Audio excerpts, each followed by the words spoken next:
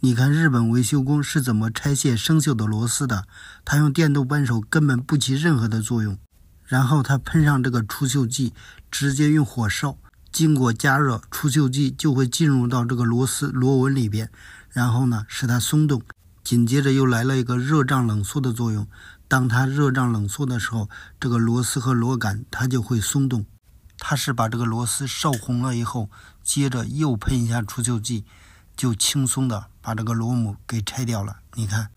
所以很多的人就不知道这个方法，只知道用蛮力，结果把螺丝都拆坏了。所以这个方法呢非常的实用，你不管用什么样的电动扳手都是不管用，不起任何的作用，只要喷上除锈剂，它就可以轻松的把这个螺丝拆掉。像这种大号的生锈螺丝更不好拆，所以它已经锈死到上边，你不可能拆掉。如果不用火的话，你用任何的方法都拆不掉。